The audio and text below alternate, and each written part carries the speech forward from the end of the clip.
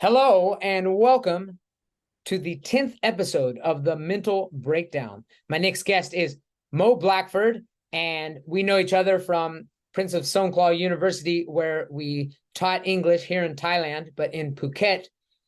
And he's now back in London, where he is from. We talk about an incredible journey he has had around the world as a musician, an artist, and a beautiful soul. We cover many topics, as always, some deep spiritual concepts, psychology, life challenges, and society. So here we go. All right, here we go. Ajahn Mo. Ajahn, of course, means lecturer here in Thailand for university lecturers. And that's how we know each other. Mo Blackford here, you have an interesting story, and I want to talk about it, but I actually really want to get to the present and start talking about, what's going on now and things like that. But I don't think we can do that without getting a little backstory. Now, I know a little about you, but I think I'll know maybe more. I'll probably ask some questions that I haven't asked before specifically.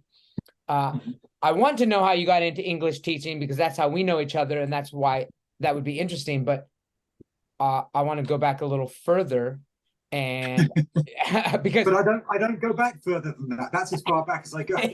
Yeah, I'm only 22.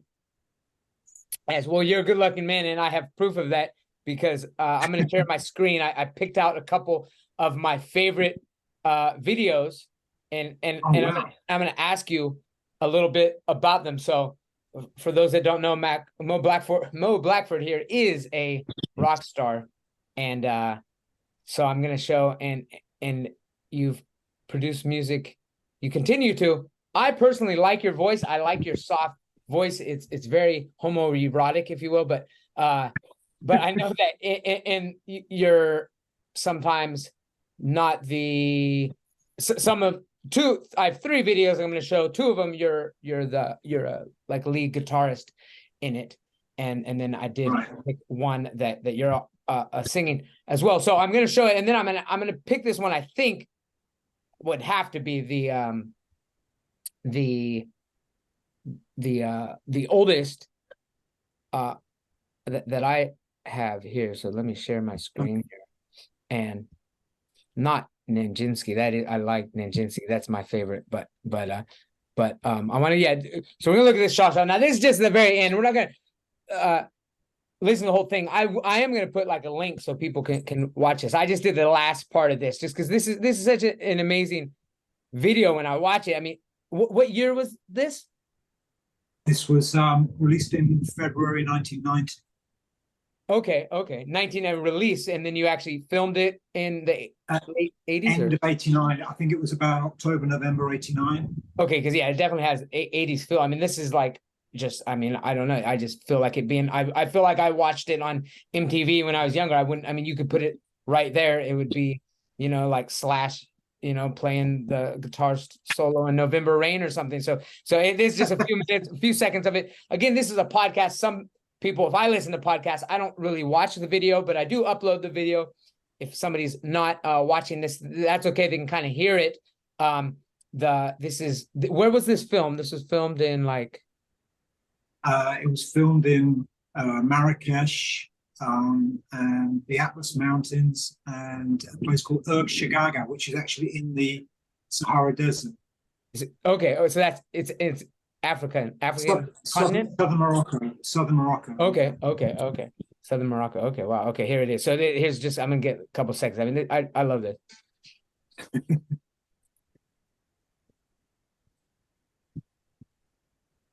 And can you hear it? No. Oh, you can't hear it. Then I probably needed to have pushed a. Yep, I gotta share my sound. Here it is. That should work.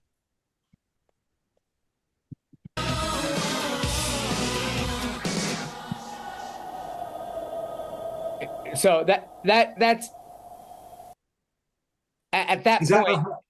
What? So is that the homoeroticism you were referring to? A little that. Oh, the whole thing. I mean, there's a couple times you're in there and you guys just like looking at each other, and just has that. I mean, it has that, just that it just has a good, it has a good feel. And then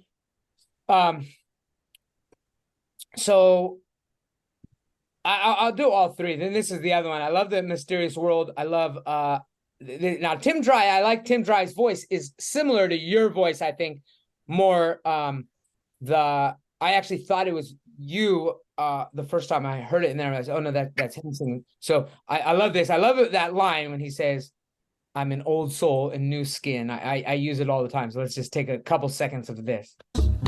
Mysterious world, I'm an old soul in a new skin. There you are. Mysterious world, Tim Dry, not you, but it's the same dream in a new beginning. has that wonderful, wonderful voice that is similar to yours. Now you're shy, I think, to show your face when you're singing. It's hard to get a video of you singing, but this You actually are right. Yeah. Yeah. So I love this one too. This one's so good. From overseas, on a ship made of cheese, the jet ski, white horses, the singing rainy tree.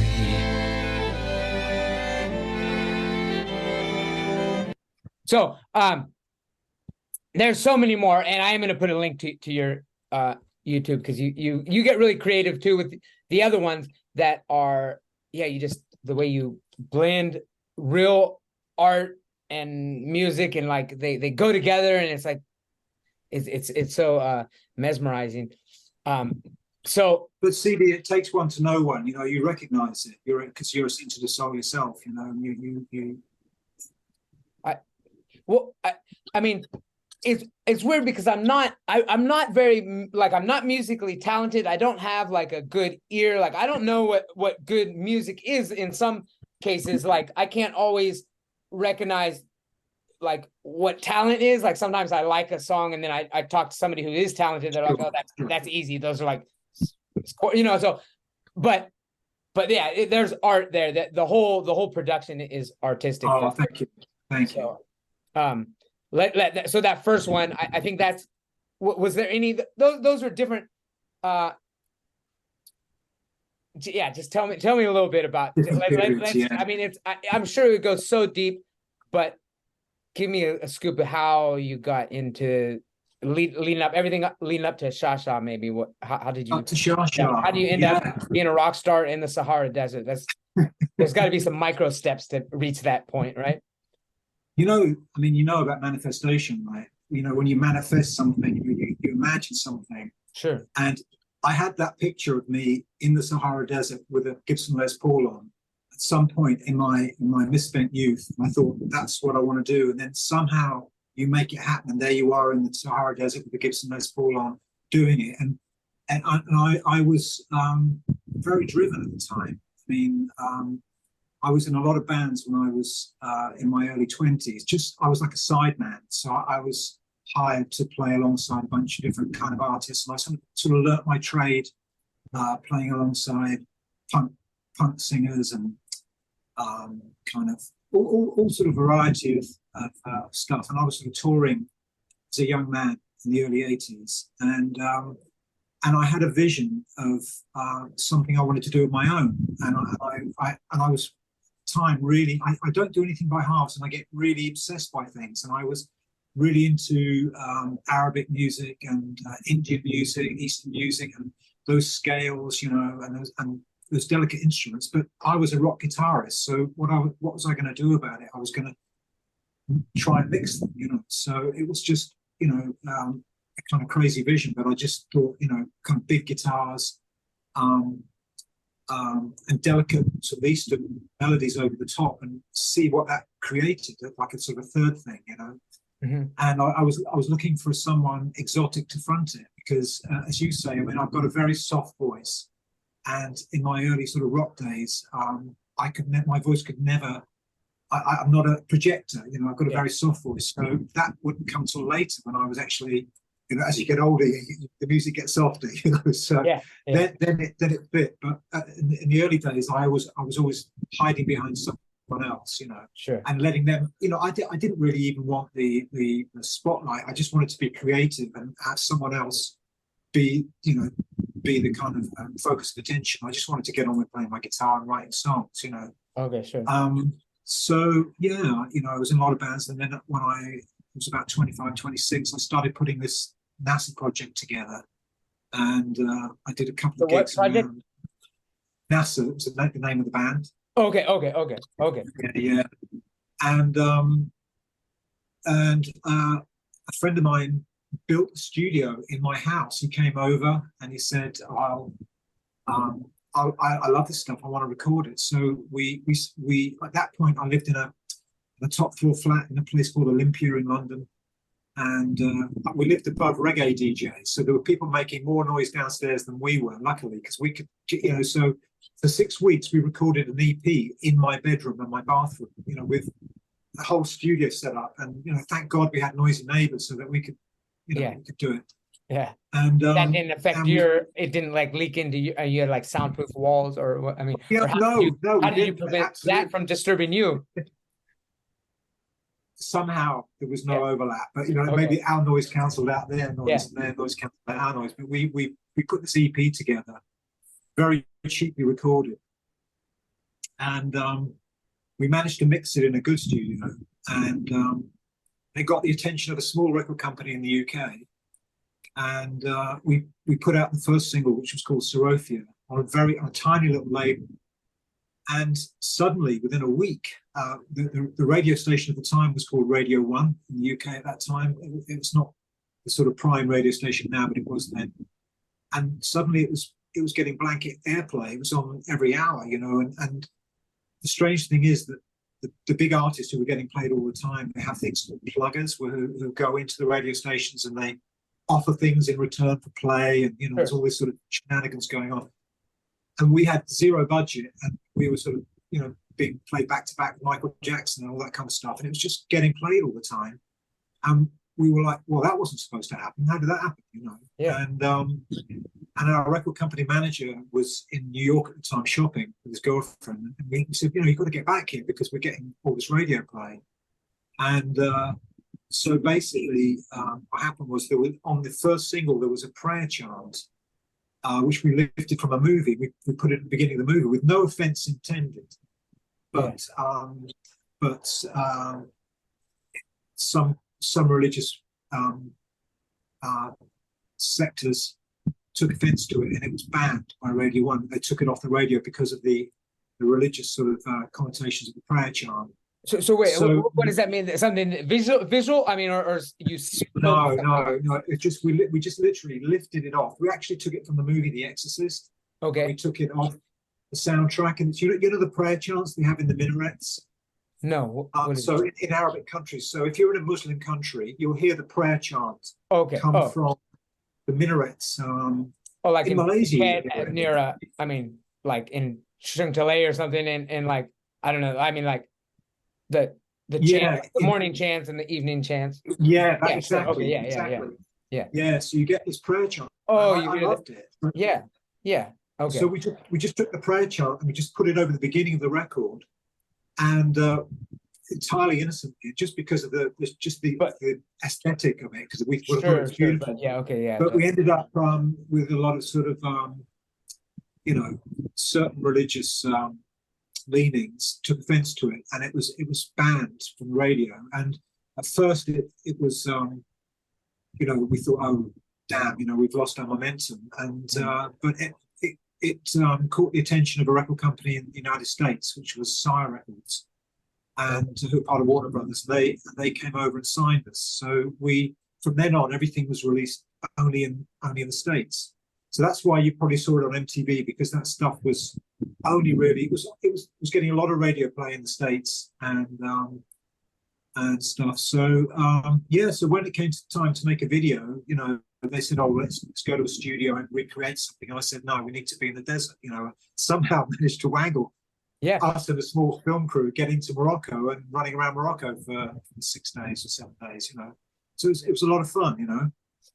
And actually, I'm really interested in that, because I mean tell me about that experience. like because I just think about it. I mean, we're completely different people on one end, and then on another end, we're like the same soul, you know. And of course, like I said, I'm tone deaf in music and everything, and I know you don't know anything about martial arts. Like sometimes you can tell by the things I say and the things you say. Sometimes I remember I said something, I referred to like Rod Stewart, and I think I seriously offended you one time just because something about your hairdo looked like Rod Stewart, but I said it, and I could tell that was like absolute blasphemy to even say something so horrific. Do you remember that? Yeah, but exactly. It's just because I have absolutely no, feelings about that guy, and in fact, my feelings about. Yeah. No, I realized when I said it, I was saying it as a joke, trying to be funny, and then I realized that that was probably just, but that's because we come from these different worlds. That I think, and you've said something too about like some martial art thing that's the point. It's like we've completely different, but we've got this something that's very similar. And what I know about you is that like when I traveled to do martial arts, and sometimes I'd find myself in a different city, and I just that would be the experience, not just the performance. I think we have a lot of parallels. Yeah. I think we have a lot of parallels because what both of us did as young men, we went out on a limb, and we followed our passion, and we did what we had to do, against, it's not neither what you or I did at that age would be, recommended by your elders, and your passion. And I remember you telling me the stories of you sleeping in the gym and all that kind of stuff. Yeah, you're a martial artist, and I was an artist, musical artist, but there was a lot of crossover in the kind of our passion about the way we went about things. And I think that's why we always had that identification. And when we collaborated, you and I, on creative things together when we were down in Phuket, I think, we were both on the same page, very much on the same page with that. So, no, we know we're a mutual admiration society. Yeah. No, yeah.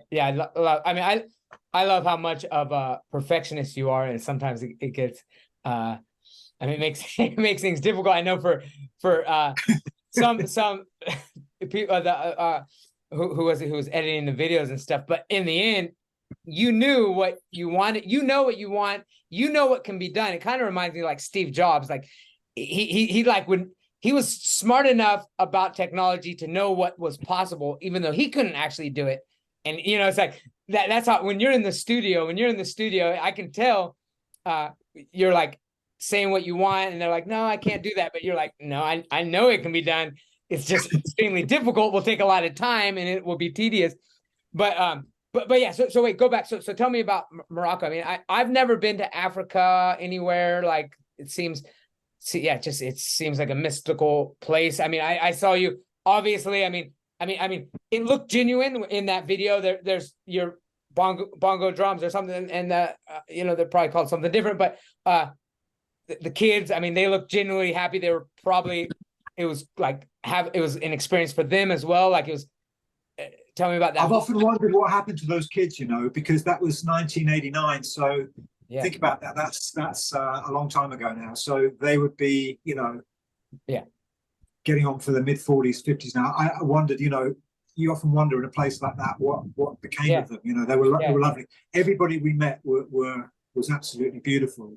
And it's not the most authentic, Moroccan video because there's a lot of sort of brashness and young men jumping around with guitars, and with a fully stocked wardrobe in the middle of the Sahara Desert, But and the swords, you had the sword. I mean, it's cool. But it's fun, it looked amazing.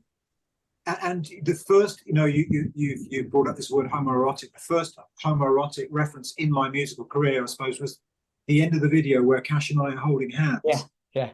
And the reason for that is because in Morocco, men walk around holding hands. Okay. As friends.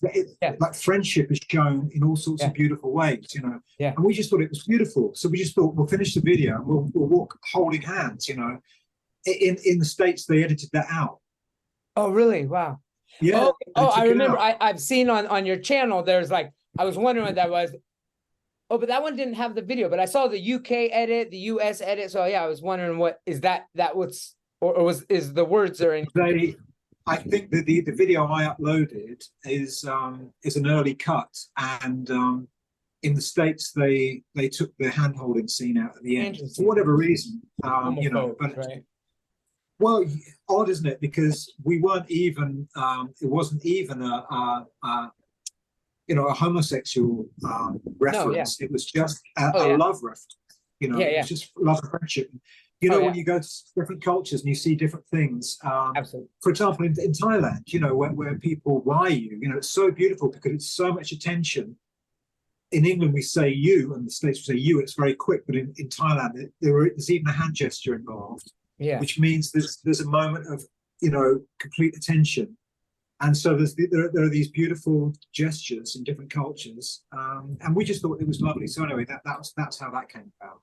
No, yeah, it is. No, that I mean that's it's timeless. It's timeless. So I could say, yeah, that'll exist long after you. I mean, that'll be a piece that I don't think it'll ever. I mean, yeah. That album is now exchanging hands on Amazon for £179 a copy. Oh wow! And do you as far as so I know you, yeah. I mean, you have any royalties? Did you get royalties when they're playing it on the radio? I mean, I know that I chased them up. I mean, it's a long story, which I can't go into all the dirty ins and outs of the dark workings of the music industry. But we didn't see a penny from any of the radio play that we got. I mean, there was a lot of radio play and MTV play. I know whose girlfriend was getting like bags and perfume, right? Said your managers had their shop in New York while you were getting radio play. I wonder how that. There was some bribing going on. Yeah, I can't. We'll do that on the edited version of this. Yeah. But yeah, there was some sort of you know, a lot of sort of strange decision making went on, and no, we didn't see a penny from any of the radio play. Yeah.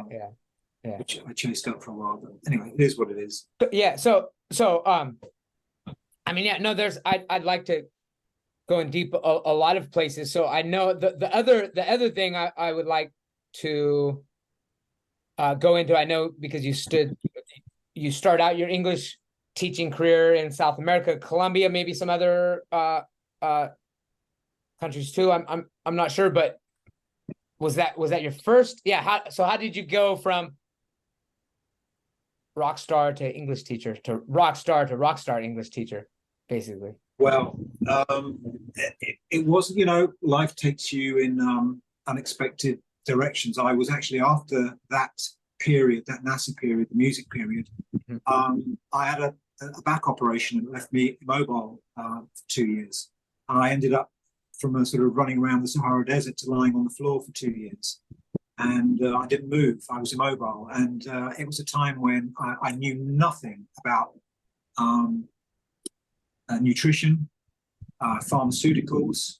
I knew nothing at all. This was the Great Awakening, you know, I knew nothing about all that stuff. You were getting help from medical establishment type? Well, if you could call it help or a hindrance. Well, I mean, exactly. Okay. You were accepting their treatment. I was being handed, you know, bags of pills every Monday from my friendly drug dealer nurse. Yeah. And you know, I was basically on a trajectory of being, you know, one of these long-term chronic people. They used to pick me up every Monday morning in an ambulance, take me to this session of people who had chronic, people who've been crushed under a car. Yeah. And you know, it's like Alcoholics Anonymous, where everyone was telling everybody stories. And, yeah. You know, and you know what, CD, I just thought, no way. This is not me. This is not going to happen. And I'm going to change this. And so I found this amazing Russian guy, this Russian healer after trying many, many things, found an amazing Russian healer in Spain. And he gave me my life back in 6 weeks. It was an incredible story. Again, that's another 2-hour podcast. Yeah. And put me back on my feet. And in that time, I learned about exercise. I'm taking you up on that offer. I'm gonna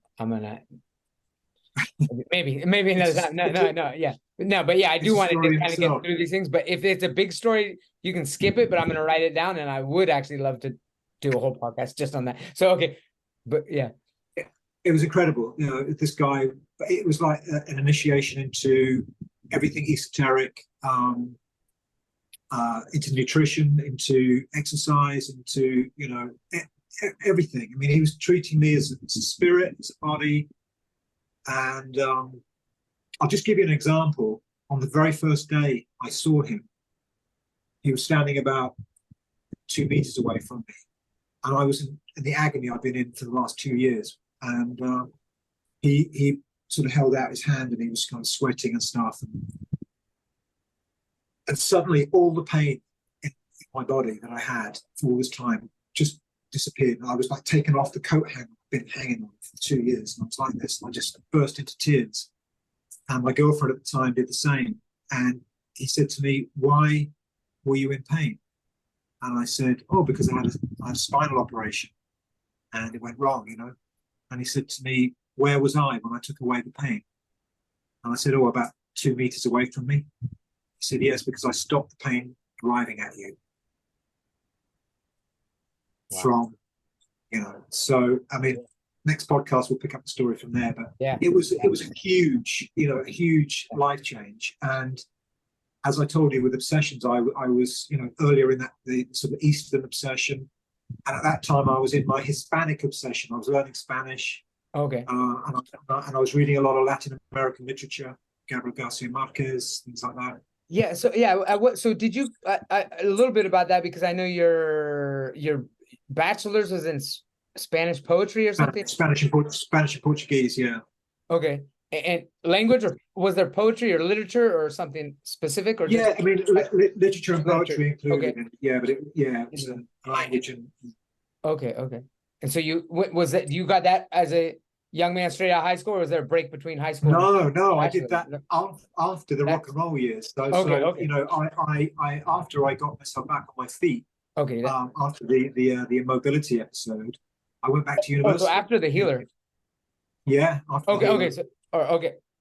I went back to university, because in my early years I was too busy being in bands to even, I left school with no qualifications whatsoever, no interest in the education system. And then at that point, I was really ready to do things under my terms. And after having read on my own, and I knew which area of interest I had. I was nowhere near ready at 18 to know what I wanted to study. So I did a degree in Spanish and Portuguese. And in Spain, at a Spanish university, or in England? No, in London. But I had a scholarship to University of California, Santa Barbara. So I did a year at Santa Barbara, and and then my third year I was in Brazil and Colombia. So Brazil and Bolivia and Cuba. Okay. So you were a student, and that's when, because I remember you actually worked for Patricia Bragg, helping her with some. Yeah. For anybody that doesn't know, that's the liquid aminos, apple cider vinegar. I get it ordered. I have that. I have it right now in my house. I mean, those are two staples for health and everything. You still use it? Yeah. Well, I mean, I use the liquid amino as a soy sauce. I have like 20. I love soy sauce, fermented soybeans in every form. That's one of several different like aminos. Yeah. And then apple cider vinegar I use for actually I was thinking I was drinking too much once, because it gave me like a ulcer in my stomach, so I kicked out. I was going too hard. Sometimes I do that. It should be limited, but I use it for salad dressings and everything. Actually, those two together make the most. Oh, it's great stuff. They go perfectly together for salad dressing. You just mix the But anyway, so that that's give me a time frame then about what year is that? I mean, how serendipitous is that? I mean, I was put back on my feet by the Russian dude. I was on the road to understanding about nutrition and exercise and meditation and a bunch of other stuff, and the esoteric side of it. And I landed a job with Patricia Bragg, where what I'm doing is sitting in her garden for a year and a half, researching her health books, while she brings me fresh fruit to eat, to nibble, Yeah, I mean, I spent a year and a half learning from her, from who better to learn from. Oh yes. And so I was so blessed. That was such a blessing, that job. Yeah. No, that's so then soon after that, you're in Colombia, and So or you went back. during that time, I fell in love with Brazil. Went to Brazil. Oh, Brazil. Okay. First place. Well, I went to Cuba, but the first place I lived was Brazil, and I just spent the best years of my life in Rio de Janeiro because I'd come from being pretty much stationary to living in the most over the top city on the planet. I'm sorry, my cat, she's meowing. I have to let her in. I could. She doesn't. Yeah, I'm sorry. She's meowing here. That's not a real door, CD. That's green screen. No, yeah, no, it's a window here. Yeah, come on, sweetie, here. Oh, sweet. Boom, boom. All right. Come in. Welcome. So, yeah, go back. So, yeah, you're sorry I interrupt you about that, but that's all right. Did you? So Brazil, we're in Brazil, and wait, you're in Brazil now. So you're Portuguese and Spanish. I know they're similar languages. Is one better than the other, or it just depends where you've been staying longer. You're able to kind of code switch. They both inform each other. They're really helpful. If you know one, you can learn the other one really easily. But I spoke Spanish when I arrived in Brazil. Oh, what a beauty! What's her name? Guppy, like shrimp paste. When she was born, she looked just like shrimp paste. Like she was really red. Oh, red. Gorgeous. She's precious. Oh, hello. Yeah. Gorgeous. Yeah, she is.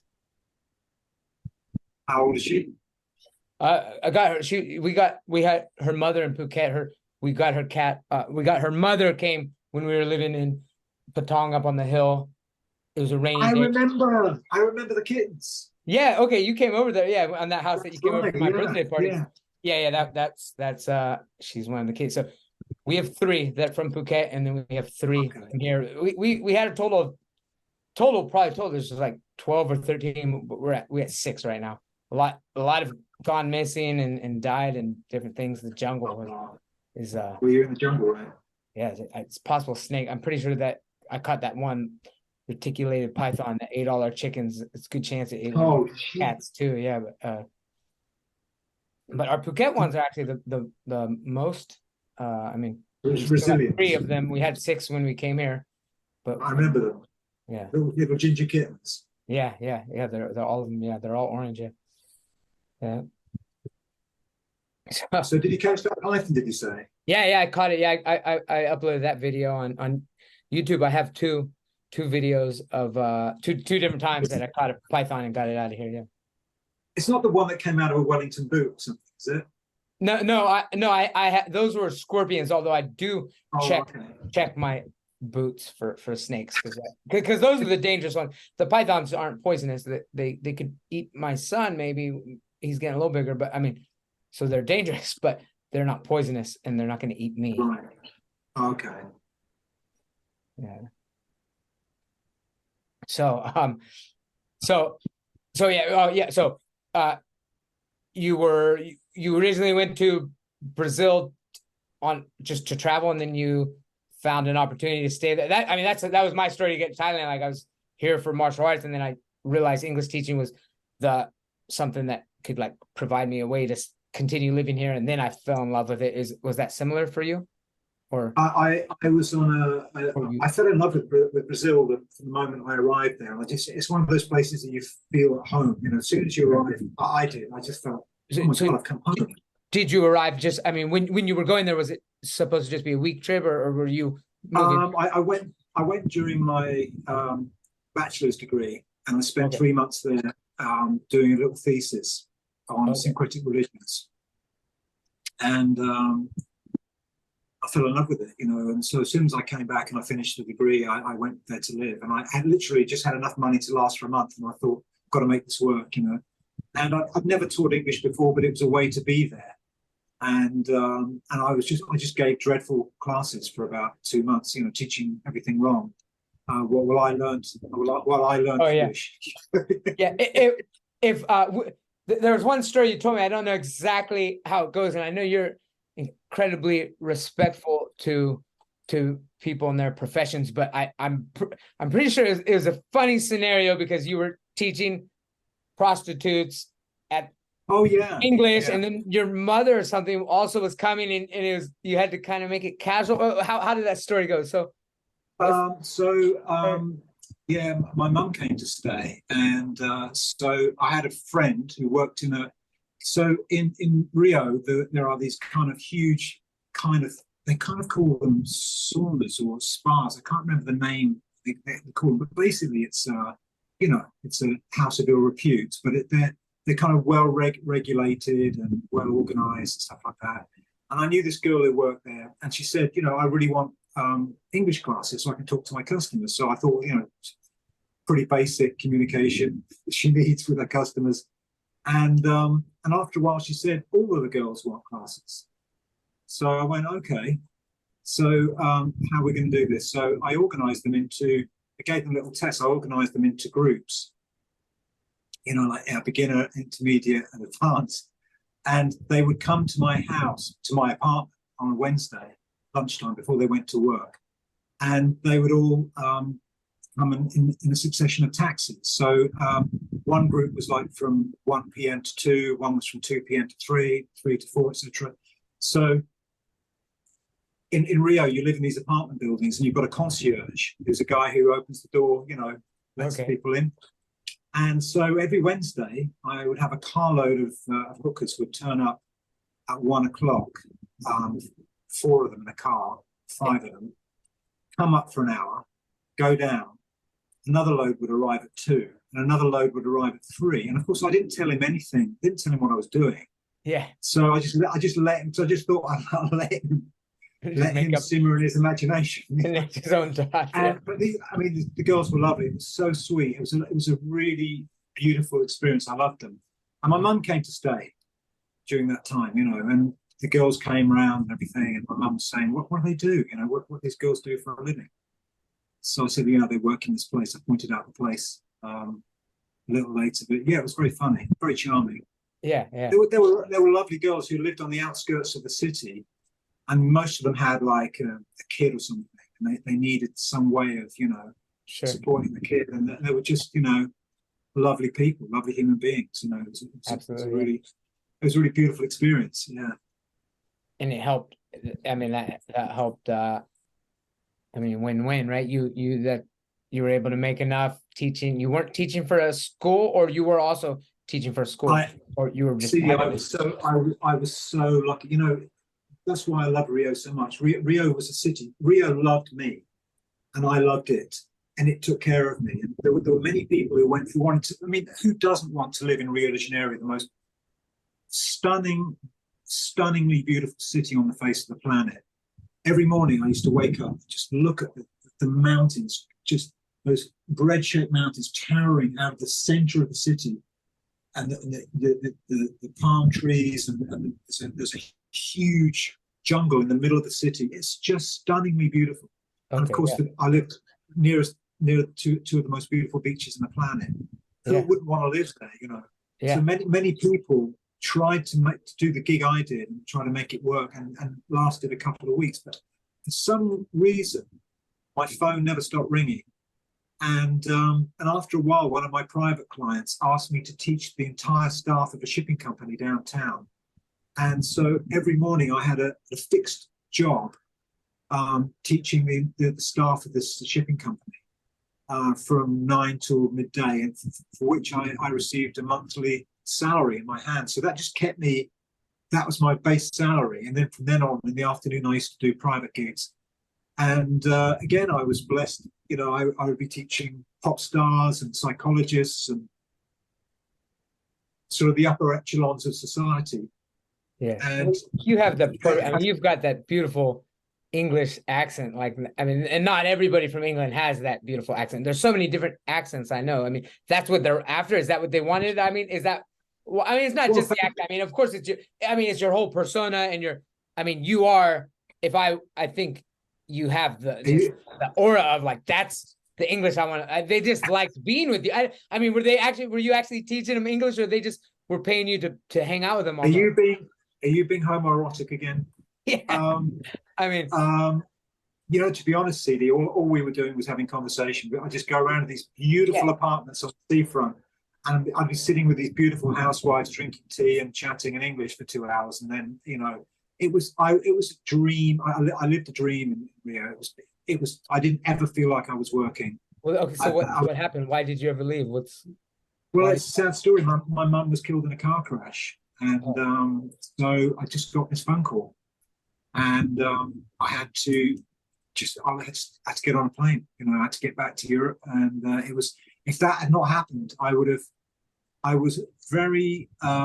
just a few short months away from an amnesty. So every few years there's an amnesty, and people who don't have all the all documentation are sort of made legal.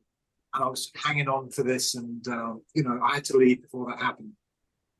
So I left under very sad circumstances. It's just the way things happen. But I will always look back on those 5 years as the most blessed, intense 5 years of my life. It's a beautiful place to live.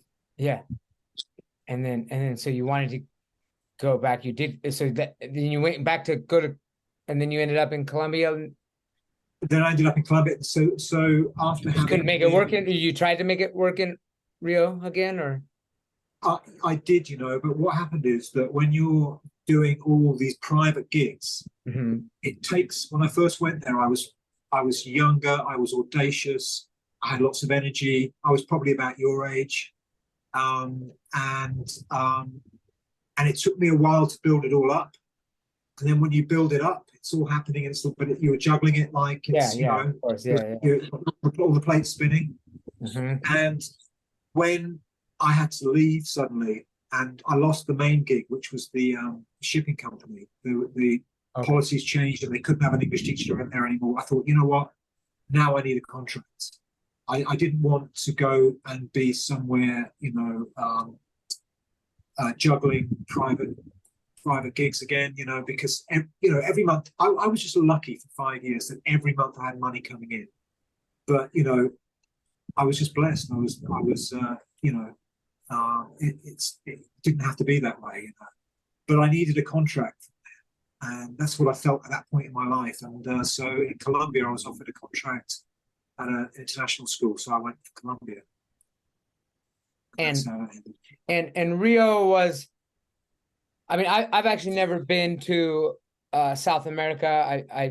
I've been to like different places in Mexico, like Agua Calientes, which was further down, which is really nice. Some areas on the border are actually real dangerous, but there is always this perception that there's drug cartels and like militiamen or some sort of like groups that are more powerful than the police force, and then also the police force there could be corruption. Is that real? I mean, Rio is just over the top intense. That was part of the charm. It was you fall into bed every night feeling like I got to the end of today. I'm still alive. It was the best day of my life, and tomorrow I'm going to have an even better day of my life. And most of the people in Rio treat every day as if it's the last day of their life because it's so dangerous. So you arrive there and it's beautiful, and it's breathtakingly beautiful. Yeah. And the people are so beautiful. The technical cariocas that people live in Rio. Yeah. They're such warm, generous people. And then you start to hear the stories. And every carioca has at least one story of, the assault, the kidnapping, the gun at the head, the robbery, the abduction. And they tell these stories with great joviality and jocosity. Yeah. And you think, really? And then the first time it happens to you, they say, now you've been baptized. Now you belong here, And, the weird thing is, CD, I mean, I used to see people shot on a regular basis, and I can't describe it. It's in Rio, something can be going on in one square, and 1 square away, it's blissfully ignorant of what's going on in the other square. I mean, I'm talking grenades, machine gun fire. So the kind of thing that happens, you can be. There's no area of Rio that it's not near what they call favelas. So they're like the poor communities. So if you're in the chicest community in Rio, which fortunately I lived in, there is a favela at every street corner. And so there are entrances to the favela. So the two worlds are always colliding. Wait, that's Favelas are the informal societies that are entirely off the grid. They're controlled by the drug factions. okay. The police don't go there. Okay. And I mean, they're full of good people. The people who live there are beautiful people, but they're controlled by a different set of, basically they trust their particular dealers. Well, some of them do more than they do the police. I mean, there's a lot of police corruption in Rio. I was held up at gunpoint 3 times in Rio, once by the police. So that's about the ratio. Okay. So so were you baptized, or I mean, you had your baptism an experience? I mean, you were held up at gunpoint by police, but what about? I mean, you actually, how does it go down? Like, were you robbed ever, or? I'll tell you about that, but before that even happens, what happens on a regular basis is that a gun battle breaks out, no matter where you are. So you could be, let's say, you're in, the high street of the town you live now in Chiang Mai, nice and peaceful, everything's lovely, and suddenly there's just hell breaks out, and there's gunfire everywhere, and you don't know where it's coming from, why, who it's aimed at, and so everything kind of goes into slow motion, and you kind of slink into a doorway.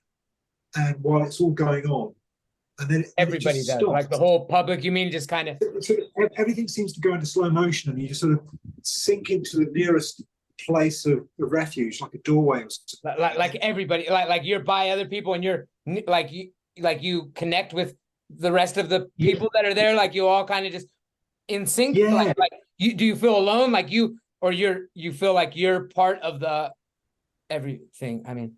Well, here's a weird exchange. So, for example, one day I was walking down the street. There was a huge explosion just right near us, and the old lady was walking towards me. We looked at each other. We went, grenade, grenade. Okay, carried on. It was like we just affirmed what it was.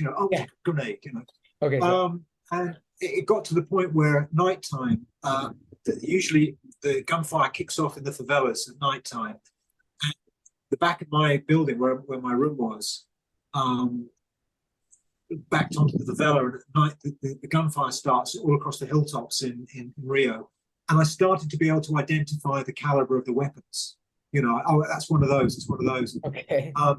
Many evenings the building would be strafed. You'd have to keep under the level of the window to get to the phone or whatever.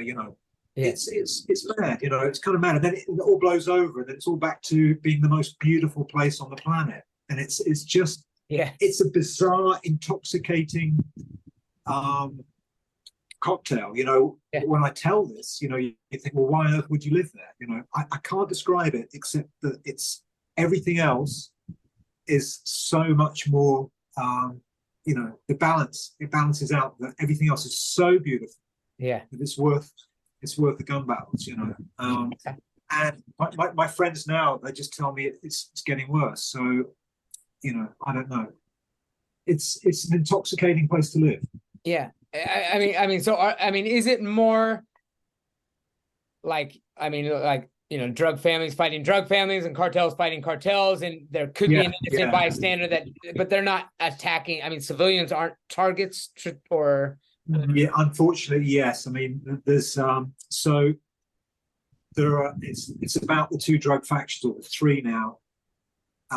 Fighting for territory. That's what the battles are about.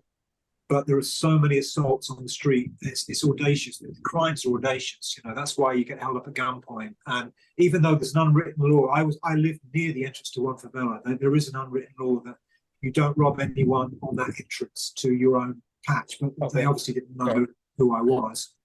But so the first time I was held up at gunpoint with a girl I was with, it was quite shocking. And then there are really audacious crimes, CD. Like they have this thing called Ahas Down, where hundreds of people come down from the favelas with machine guns and rob the whole beach. They just come down Just to the like beach. collect, just like Yeah, pull yeah, out and they bags and just walk home. by. I mean, yeah, what do you not? Yeah, but yeah, They wow. just strafe a kilometer of the beach, and there's never any police anywhere. And there's Anywhere. okay. And those are Miraculously. tourists or the locals? They just rob everybody. Anybody, Yeah. whoever's there, but are they mainly I after mean, tourists, you think? Or I mean, my is it mum mostly visited. tourists? Is it a, I mean, obviously Mostly Thai's tourists. tourist. Okay. Yeah, mostly tourists. They know, but again, I mean, I was there for 5 years. So, Yeah. If people get robbed in their 2-week holiday, and I was there for 5 years, and it only happened 3 times in 5 years, I was relatively lucky, right? Yeah. And strangely enough, CD, I never felt that I was going to meet my end in the most dangerous city on the planet. I just thought, this place loves me, and I love it. Yeah. And I thought, I'm going to die. If I'm going to go, it's going to be in a quiet Swiss village on a Sunday afternoon. A flower pot's going to fall on my head. Yeah, right. Yeah. Yeah. That's how it's going to be. But it's not going to be in the most dangerous city on the planet, And when I first got there, oblivious to the danger of the place, and loving all these musical artists that I want to see, I used to drag all my karaoke friends to see these gigs on the beach at night. Come on, we've got to go and see Georgia Ben. We've got to go and see Caetano Veloso. They're going, are you crazy? They would know. Yeah. And after a while, I would start to realize, start to, when you're blissfully unaware of the dangers, and somehow nothing happens. Yeah. It was like that, this mixture of naivety and Yeah. Wow. And then, so that's how did Rio compare to Colombia? I mean, Colombia had, its charm, Cali especially, but nothing compared to Brazil. It's absolutely, no, really, Brazil and Rio.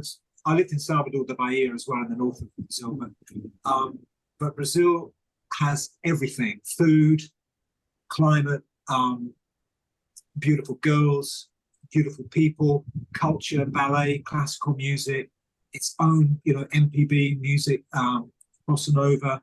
It fed me on every level. Culturally, I could be on the beach in the daytime and go to a ballet at night. Yeah. Yeah. It just had everything. It's really it's an incredible place. And discovering some of the Brazilian artists I did when I was down there, that's what got me playing guitar again. So I'd given it all up. I'd stopped all the rocking and rolling. I sold my electric guitars, and I was in Brazil and listening to all this music that was based on this sort of nylon string, acoustic, samba guitar kind of, structure. And I thought, I can do that. I thought, well, that's me at my age in my life. Now I'll play a nylon string acoustic guitar. That's how I started, with the stuff I did after that. Everything I've done since then has been acoustic. So that the Nijinsky that last song that I showed, I really like that one. That was done in Brazil, or it was influenced by Brazil. I probably wrote most of it in Brazil, but I recorded it in the studio in Colombia. Yeah. Oh, okay. Mysterious World was in the studio in Colombia too. So I wasn't recording in Brazil. It's funny. It took me a while, but then I bought my first guitar, which is I'll show you. So this is my baby from Rio. Oh wow, okay. She's 53 years old. Wow. And it's a samba guitar, and it's one of those things. I went into like a shop, and they were trying to sell me new guitars, and I found this old baby in the back of the shop. And old guitars have a charm about them, and they have a sound, and they have just a character, Give us a strum. I just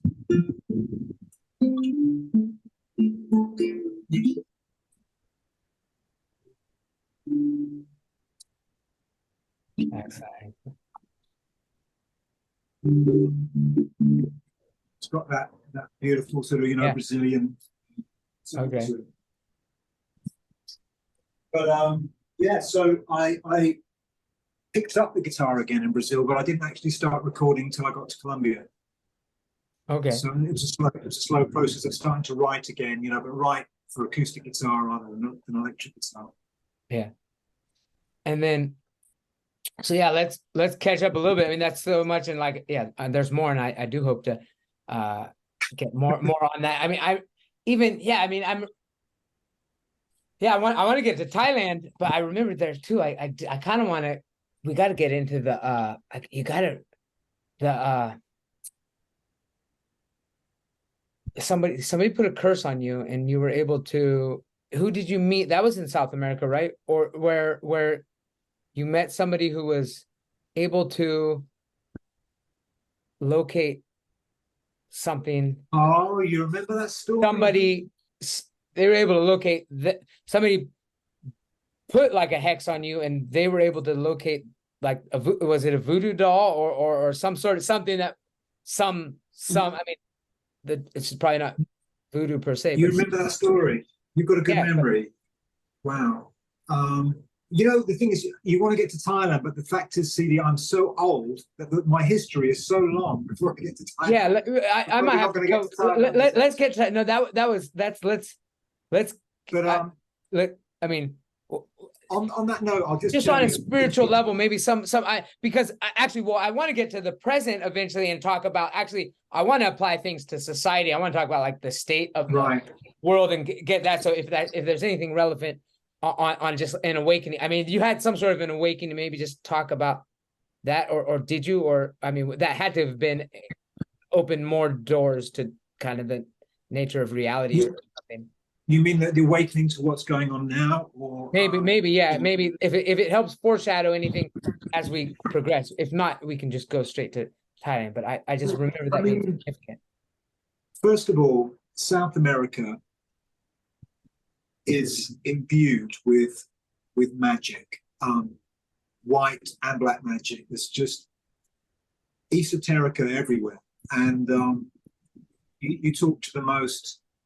I mean, I was teaching business people, and they would be talking about spirits walking through the room while we were, while we were in class, and it was intoxicating. There's just sort of magic everywhere, and so for me, it was such an awakening. The whole thing was an awakening experience, and there was so much magic and intoxication in that experience that, it was. But as far as a general awakening is concerned, I mean, there have been a few sort of pivotal moments. The Russian doctor in Spain, going to see David Icke in around 2003, I think it was. He blew the top of my head off. There have been a few blowing the tops of my head off moments, Yeah. So let's how did we'll try to get to when I met you, of course, but you had already been teaching at the university before I got there, but maybe I was there a couple years prior to that, teaching at an elementary school. I'm not sure who actually got to Thailand first, or were you there for a while, or were you in Southeast Asia in general? Were you in another country? No, I was there. I think I arrived in 2012. What about you? Oh, that's 2012. I arrived April 2012. Yeah. Oh, same year. Okay, so we were there on the same time. Yeah. In fact, you were there before me. I arrived. I think it was July 2012. Okay, and Phuket was your first destination, or? Yeah, I was in Bangkok for a month or so, and then went down to Phuket. Yeah. Okay, and then so yeah, how did you get teaching at PSU there? That was your first job? Did you teach something at No, that was my first job. Somebody told me if I had 2 arms and 2 legs, I'd get the job. Yeah. No. So I thought I can do that. Yeah. Well, and you would need the bachelor's degree, and you would also need a teaching certificate. You Which had I that? never had. I've never had a teaching certificate. Oh, you never had it. You were able to get that. My whole no. Okay. Oh, just with experience. I mean, I thought that was like a requirement for the. Yeah, me too. But they can always.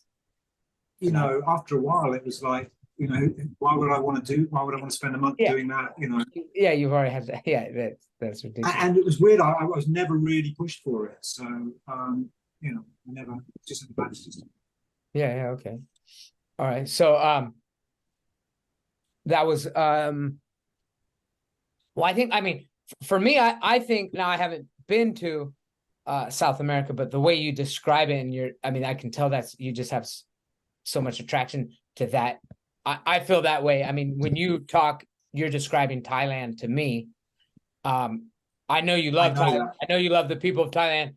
I don't know that it's it doesn't sound like it's to that extent of Rio. It sounds like that's like your you love what so why Thailand? I mean, there are a lot of similarities, that tropical region and lovely people, lovely ladies and many reasons, but no, you hit it right on the head. I thought about this a few times. I thought, CD, he's a man with a passion about Thailand, the way I was about Brazil.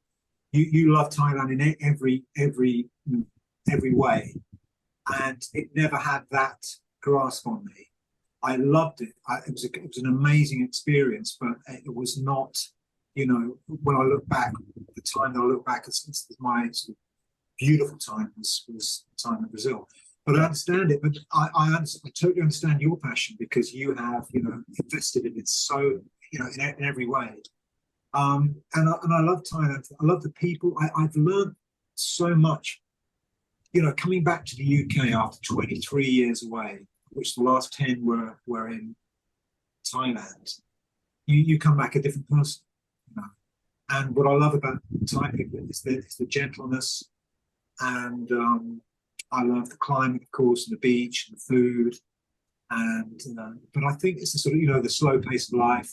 I think gentleness was. I mean, when we taught at PSU, the kids were so lovely. I felt like I was floating on the sea of love. People were the kids were so lovely.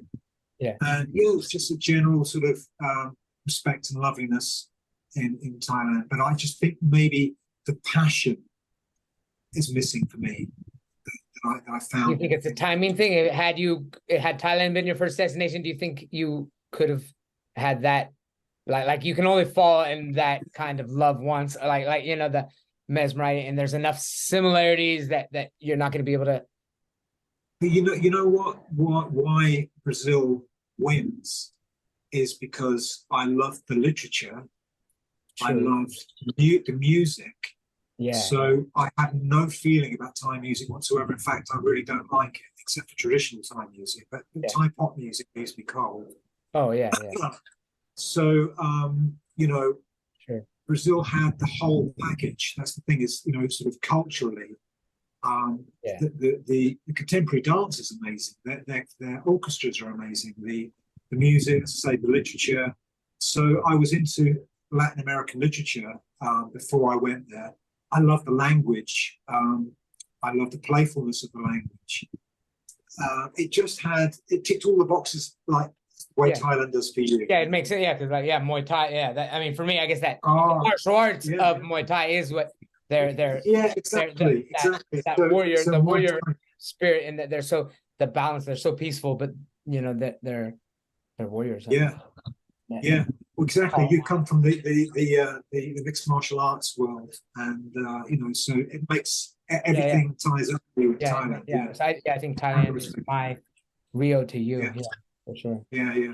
So so I mean, I'm full of admiration. I'm full of admiration for the way you've embraced Thailand, and you've learnt the language, and you've literally immersed yourself into Thai life as a Thai person, and it's very, very admirable. Yeah, I definitely I'll be here forever. I hope you're back someday again, see the land. I'll tell you a little bit about what I'm doing and kind of what these podcasts are doing. They're creating themselves.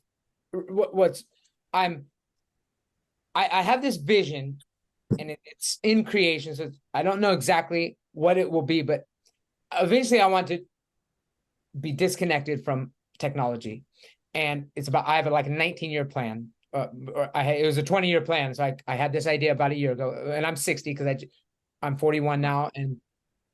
And I just think 60 is a good number. I don't know if it's January 1st or on my birthday, but sometime in that year, I'm going to just black out from social media. But I will need some sort of connection, but I think I can set it up by then. And who knows what kind of, technology 20 years from now is going to be so much more advanced, and I'm sure there'll be ways maybe we'll be able to connect telepathically, but like during those perfect months of Thailand, especially Chiang Mai, which actually gets it's more moderate in Phuket. Like it's pretty much always the same temperature. Chiang Mai does get really hot in like March and April, and you know, above 40, and then but then in the winter it's really cool, like much cooler than it'll ever be, but not cold. I mean, well, for me now I'm acclimated. It actually is cold. I need a sweater, but at first I never did. But it's not freezing or anything. So I want to have a annual like gathering of some sort, and it'll last from just basically December and January, and in a way I think so. I have friends from some of the people on the podcast. I had some childhood friends before I got maybe into high school and started wrestling. Wrestling was the big part of me. I started wrestling in college, and then so I've got that group of friends, and then I had my martial art friends after that. Some of them actually maybe from wrestling as well, and then that brought me to Thailand, and then I have my English teaching friends that from there. But now I'm off. I mean, I'm not saying I'm not willing to make any new friends, but I almost feel like, you know, that it's good. It's pretty hard now. And now that I have a family, it's like all my time, and I'm teaching from my land. It's like, I'm pretty much, I'm willing to take on new people, but I kind of have this vision that my land will be open for a 2-month period, and hopefully somehow I can get people to come. Some people might come every year, some people every 5 years, or at least at some point. I hope you do. And I think they'll be able, they can bring like a guest or something with them. So if, you know, if they wanted to, so that would be interesting. So we'd meet new people or something. So that's kind of, I don't know exactly how it's going to turn out, but that's what I'm trying to see, because eventually I want to escape from the technology. I see it's just going to suck us up more. I think right. I think by then we'll probably actually have to be able to have like virtual. I could probably have virtual holograms come to my land, and when it gets to that point, I think I'll shut it off and say, no, if you want to come here, you can't come through the metaverse. You got to come in. And I actually even said I'm gonna make like, you got to, because I'm on the river now, and even though you can get here through the village by car, I want to have a dock set up where you actually have to go to the dock and row your way in, or something. By boat. Yeah. So, but anyway, so I've got ideas. I hope, I hope I can have you here sometime as well. That would be lovely. Thank you. Can I send my avatar? Do I have to come personally? We'll see. Yeah, I think that's when avatars start knocking. That's when I'm gonna have to show. Yeah. So You'll be able to. That's my limit. I think is. I mean, although at the same time, I like technology. I'm thinking what I would like to do if I would like to turn my land.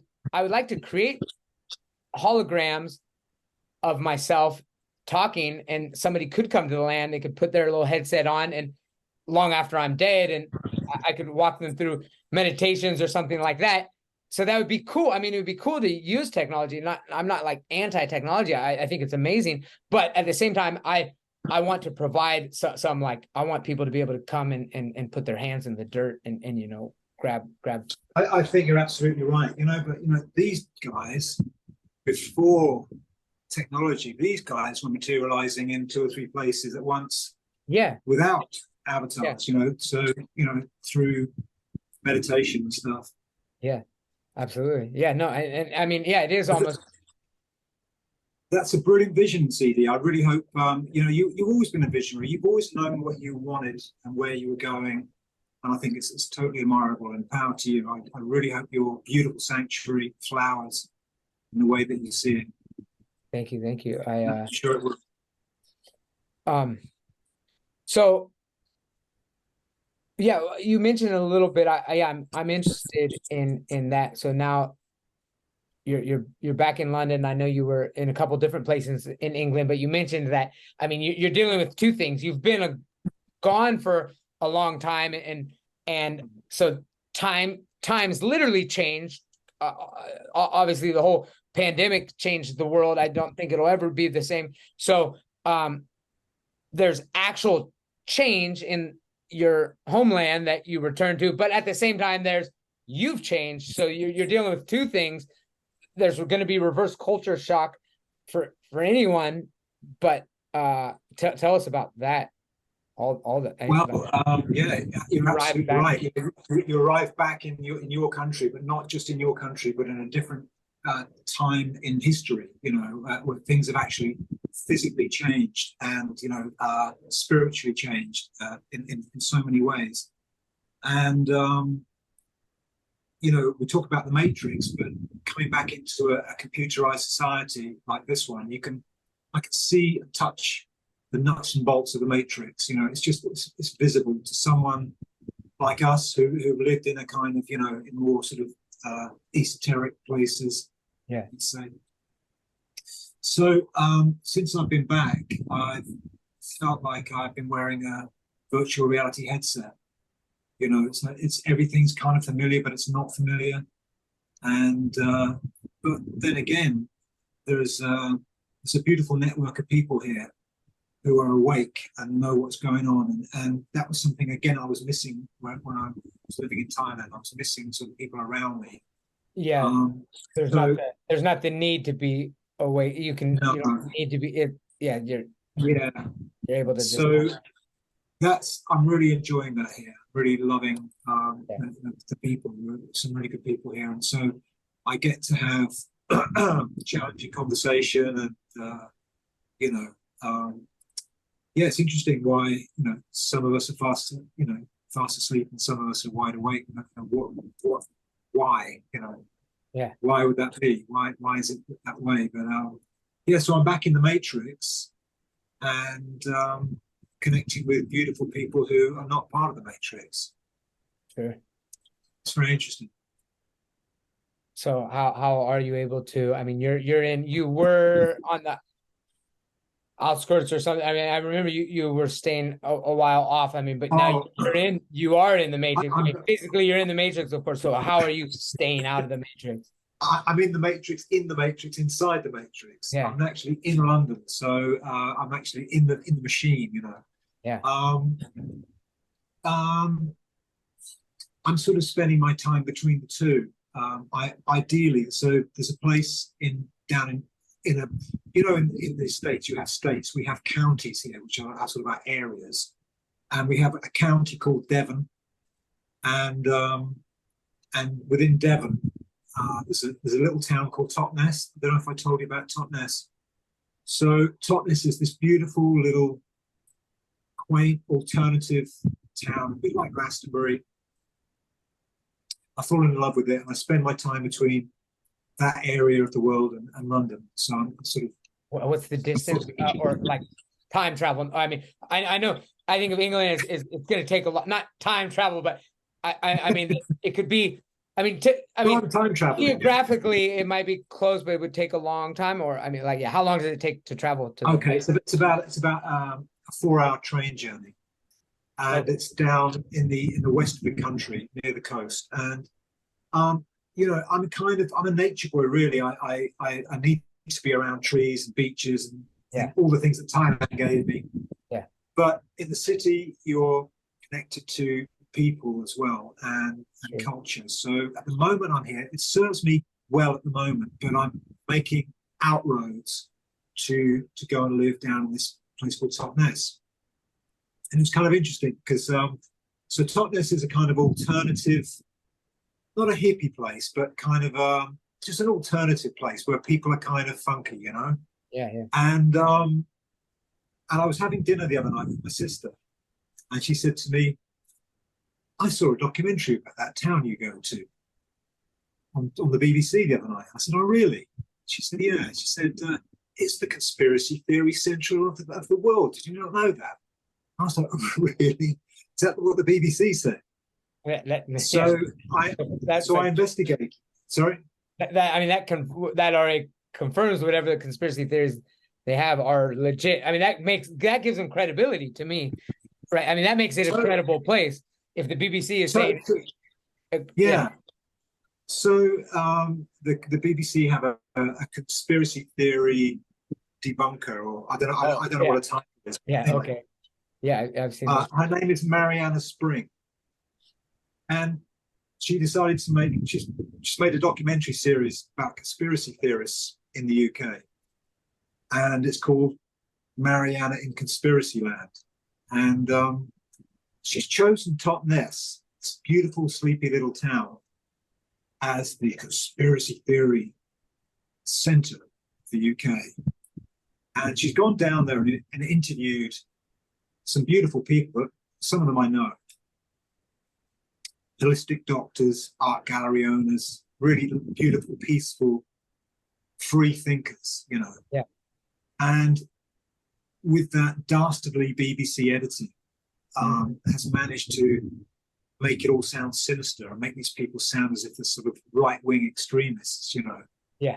It's just hilarious, you know. So she'll be interviewing somebody and saying, oh, he seemed like a nice chap at the beginning, and then things took a sinister turn. And then there'll be this sort of violin music in the background, this, you know. So theatrical. I mean, yeah, theatrical sort of BBC editing. I mean, yeah. The sad thing is, I mean, she's obviously she has the upper hand because she has the last. Oh yeah, yeah.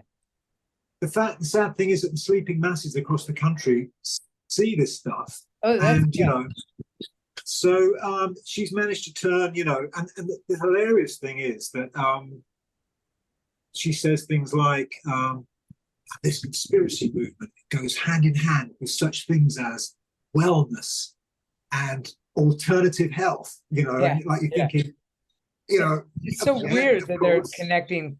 I mean, those are such it's such liberal type. I mean, yeah, that's the exact. I mean, that was. I would think of those as like hippie, like you said. I mean, more in that hippie, liberal, free love, peace. I mean, those are very opposite of what you would consider conservative. But I guess love and peace has been around too long that it's become conservative. I mean, it's so funny to have that. I mean, if you want to take care of your health, you're a right-wing extremist now. You know. It's racist. Preposterous. Yeah, it's racist to not use. Yeah, racist, extremist, you know, homophobe. Just showing that video of you holding hands in this. See, I mean, you're right. I mean it's everything has to be. Yeah, no, it's a weird. Isn't it that what we are doing is combating right-wing fascist extremism with peace and love and wellness? Yeah, and those who are practicing wellness, free thinking, and you know, are fighting for freedom are branded extremists. You know, it's So we're living in a world of inversion, Steve. Yeah, no, I mean it's yeah, I mean it's so just mind. I mean, it's sometimes I feel like it's a joke, or if people are serious. Sometimes I don't know these people. If they're real, like are they? I mean, are there people like that? Because I actually don't talk to anybody. I mean, that I feel like more people are awake than not, but I don't know if that's really the case. And I feel like if you control some, I mean, even like what is mainstream media? Does anybody have a cable box? I mean, I only have a computer and Wi-Fi. Like I don't have actual I mean, I do watch mainstream stuff. I can watch it on social media, if you know, and I actually do because I like to see what's not going on, not going on. Yeah. I mean, because you know, there's a lot of red herrings and stuff. Almost anytime I see something that they make a big deal out of, like, okay, what else is going on? Or like this recent, I just saw there's cocaine in the White House, and it's like, okay, I mean, what's really going on? I mean, obviously Biden needs to stay awake somehow. So maybe it's his, maybe it's not. I mean, maybe it's staffers. I mean, it doesn't actually matter. I mean, it is kind of a big deal, but it's like, it's only cocaine. I mean, and there's a lot, I mean, people that I think probably do. I mean, that's actually not, the funny thing is there is a lot of corruption is my point. And there are some real stories going on with, I mean, just, you know, war and just tyranny. And it's actually, I think they want us to jump on it. I think they want us to like, see, I knew it. But actually that doesn't bother me. Actually, I mean, and you know, I mean, where it's like, I feel like, okay, what big story were they able to snuff by bringing something that's kind of, what was going on while the distraction was happening? Yeah, Yeah. but there's nobody's going to be accountable for it. I mean, you know, I mean, so it's not actually going to cause It was any. probably hunters, wasn't it? What's that? I It mean, was probably hunters, wasn't it? yeah, I'm sure. Yeah, I He mean, just had a visit from Hunter. yeah, I think it was. I mean, yeah, it could be. You know, I'm sure there's. Yeah, it's just like that's what we already know. So it's not actually. It wouldn't really. It's not going to lead to anything. Basically, there's not going to be any more development. So, but I'm sure are things that are worth talking about that should be. Absolutely. I mean, were we even meant to take on all the problems of the world? Were we meant to know what's outside our own garden? You know, why don't we just concentrate on the world around us? You know, it's constant distraction, isn't it? And Yeah. you know that TV in the corner is it's pouring out such sludge every day. I mean, you know, literally, if you talk to people who are watching TV every day, you're talking to the TV. Oh yeah, Because they're, yeah. you know, it's programming. No, yeah, it is. It is. It's so because I got on Twitter recently, which I never was on before, but after places, I mean, Facebook, YouTube. So I posted some things that were it's like my vitality booster shot. And in that video, I said, and it was a drink. I made it with a juicer. I walked around my land and grabbed different roots. There's like Thai ginseng, different kinds of ginger, like lemon You're grass, growing on your land. Kalanga. Yeah, all on my land. I videotaped it.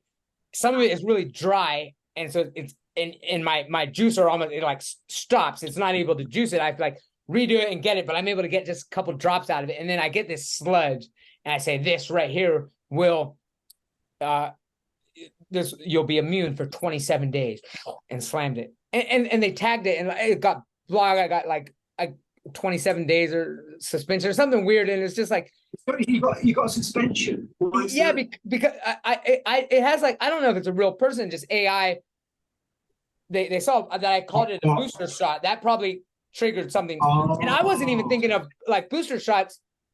People get to right. But I was actually saying a vitality booster shot and shot. I wasn't talking about injection shot. I'm talking about a shot, a real booster, a shot and a booster, and yeah. And then in my words, I did say it. I mean. Obviously it's I'm just saying, yeah, I mean, I say you'll be immune for 27 days if you drink this, but I mean, you know, it's just like, oh man, because I already I was being really careful with, because I had been, there was strikes on something before, and then it just turned me against the whole, like, oh man, like I don't want to, like this, I'm not this video even, you don't even know, we're not talking about anything. I don't know if I won't post it on YouTube. I only put it on Spotify and Rumble, and then I'll make like a little clip and put that on Twitter, because those are the places that, and then I'll post something on Facebook that says, you know, you can go here and watch it, because it's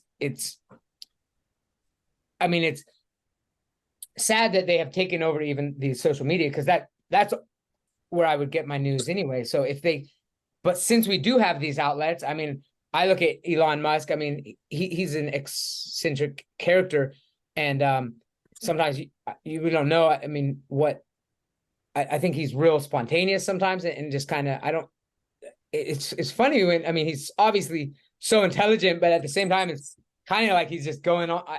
He's a different style than most people that are at that level, and it's weird that he has the influence that he does. But I mean. And some people complain that he is censoring Twitter. I mean, there are still issues because he has to obey the laws of the land. So it gets confusing, but, or, you know, there is going to be some censorship that you have to, or in Thailand, of course, we still have Majeste Leste laws that prevent anything from that. Now, but okay, this is actually an interesting thing, because I think conversation, I think we might disagree on something that, but I'm obviously, I want to get your take on it, because I'm trying to make sense of it. There's one thing I remember because I generally had, now of course I'm in Thailand and there's Majesté Leste law. Is that how I'm pronouncing it right? Is that how it's pronounced? Is I it don't know. French or is it les majestes or something like Les that? Majestes? Okay, yeah. Les Majestes. Yeah. You can't say anything now. Obviously, I am in Thailand, so I wouldn't want to say anything. I mean, it's kind of like, I mean, for me, it's kind of like the I don't really have any reason to anyway, so I'm just, if I did have anything bad to say, I probably just wouldn't say it. But I actually like and this is coming from an American, of course, who, in America, we're founded on this ideal of like, shoving it to the king or whatever, or queen or whatever. But that's like in America, there's the Constitution is like kind of what underlies stuff. And of course, there's a lot of terror that was done to the natives there to establish that Constitution. But ultimately, the Constitution is what gave rise to, even though at that point, not everybody was equal, but the fact that they wrote it down and said everyone was equal is why eventually things like slavery and everything were able to be challenged as hey, it's written right here. How can all men are created equal or whatever? So, I mean, I have part of that, but now I'm in Thailand and maybe I'm brainwashed by this system, but like what makes Thailand is the royal family, or the fact that it is still a kingdom, and like the fact that they were never colonized. And recently and their political system, I don't really get involved too much in it because I'll never be like a citizen here anyway. It just doesn't work that way. So it kind of runs itself. But obviously I'm kind of paying attention because it could affect me. And it's hard. I guess I'm trying to make a connection to Thailand.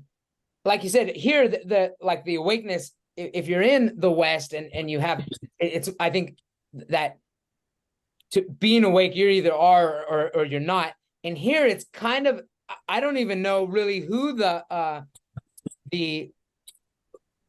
don't think it's as strong of a presence of these evil overlords. And it's hard to even say which powers are, because generally I feel like the former prime minister, who may still be the prime minister, who was the general of the military coup that took over, because we're constitutional monarchy. Of course, the monarchy is kind of symbolic, but they are very powerful too. But we just I have this feeling that it actually was I felt kind of better in a sense. And then there was this new young progressive group who I think they got the vote, but there's a weird, they need to like establish their cabinet, and so they're having a lot of problems. And at first I thought they were like it was like a positive movement, but then I started seeing these like traces of this same sort of like Marxist ideals that have infiltrated America. And what those are different according to the country. So while in America we have this Constitution, which kind of, if you take that away, that's the only thing that's really everything. Fundamentally, you take away free speech and people's guns and all these things, and equality and all these things that made America what America is. It can affect it. I mean, you can start breaking down society, family values, so here now in Thailand, I guess the idea is that it's different. And in one of the things that I noticed in Thailand, they have these moral and ethics classes, which are based on like Buddhist teachings. And I remember my students, when I was teaching at the elementary, they would do these classes. Now, as an American, I was always for separation of church and state. So I have those kind of views, but Thailand's a different country, and it is more part of their system. And if you took those away, then you could start breaking down society. And so there was this issue that happened where there was a young student teenager, or even maybe younger than a teenager, who was challenging him, that I think she was dyeing her hair or something, things that wouldn't be that big of a deal in England or America. But like, of course, there's, they wear uniforms here and everything. And at first I was against all that. It's like, that the way it seems so strict, and, uniforms and this, I think they should be able to cut their hair. Why do they have to follow this hairstyle? But when in this case, she went against what it is to be Thai, and she wouldn't go to these moral and ethic classes, which at some point I would say, yeah, she should have a right not to. But I feel like they're trying to break down what makes Thailand Thailand, and what makes Thailand Thailand might actually be in exact opposition from what makes America America, or England England, or France France, or Morocco Morocco. So I said a lot there, and I'm is there anything commentable? Because I don't have a specific question. I'm just trying to make sense. Does that make sense? I know some of it. Okay, yeah, no, yeah. Let me just. No, none of it made sense. No.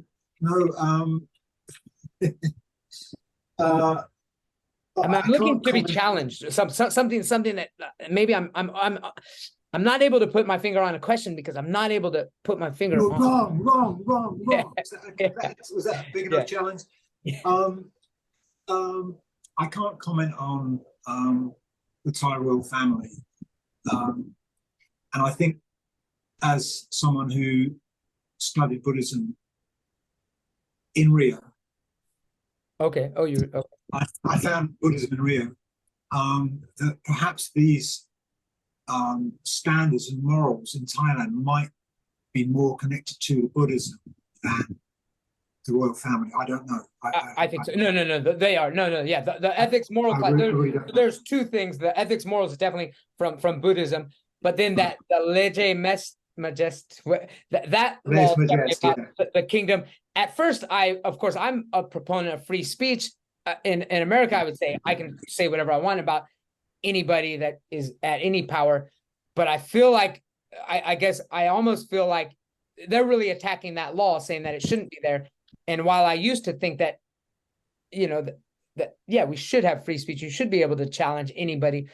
At the same time, I don't feel that that's the purpose. I don't feel like they're not. I feel like the purpose of doing it is just to undermine Thai culture, rather than like the purpose isn't to be anti-monarchy. Yeah. It has a sinister. I feel there's a sinister. I agree. I'm not a fan of monarchies anywhere, there or here. But as we're on a Thai podcast, probably let's not stray into that territory. Sure. But I feel there is an agenda worldwide to undermine all societies and all. I don't think it's just Thailand or I mean, look what's happening. No, definitely. Europe doesn't exist anymore. I mean, there's been so many erasures of borders and movement, and I think it's all part of this agenda to confuse, to separate, to so whatever this agenda is this is all part of it. It's to kind of undermine not just the family unit, but the cultural wars. I think we're in a period of huge transition. Yeah. And I'm not a political commentator. I'm not very political, but definitely there's something going on with this agenda to destroy identity. Absolutely. Okay. So that we're definitely on point there with. So we're actually on the same page about that. Yeah. Absolutely. That is, and it's and politics are only one median, or one vehicle of that destruction. That it's important, but that it's not. It's the alien overlord doing all this. Yeah. I mean, what do you make of the UFO in Las Vegas? Did you see that story? Well, yeah, exactly. And that's another one. There's, I mean, like completely. I mean, why now? Why about that? Why make it? I mean, it's not. There have been people that it's not. People have already had these experiences. This person's supposed to be a more high-ranking government official, but then it seems so, the way it was presented seems so presented. It wasn't, I didn't have the hallmarks of like a whistleblower where somebody was able to, like, he had a platform on mainstream media to whistleblow, and he had like this, he was authorized by the Pentagon to what he could say and what he couldn't, and it intentionally Who's this? Who's this now? Okay. This was a whistleblower from the military, but it was okay. So aliens are everywhere. I was thinking of the story in I don't know why I jumped to aliens. I was thinking of alien overlords, but Yeah. the UFO in Las Vegas about 3 weeks ago. Do you remember that with the backyard? I did see something where they actually said they saw the beings running around in their backyard or something. Yeah. Yeah. I mean, right? I mean, and then the family disappeared. oh, did the family disappear too? Well, yeah, there's been no further comment. They can't locate the family. So they've been, it's the usual sort of Men in Black story. Yeah. Who are the Men in Black, TV? Yeah. No, I mean, no, there's like I said, it's almost whatever. I mean, see, I don't want to be too. I'm almost wherever I feel like I'm.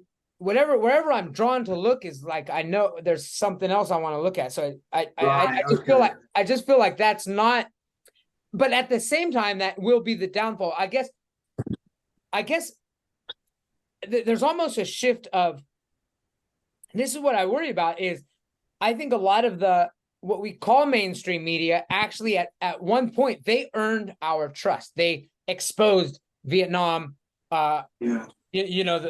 how America got into there, they were sucked in by lies and stuff. You were actually the one that told me about that. I didn't know that because it was a rock star's son or something.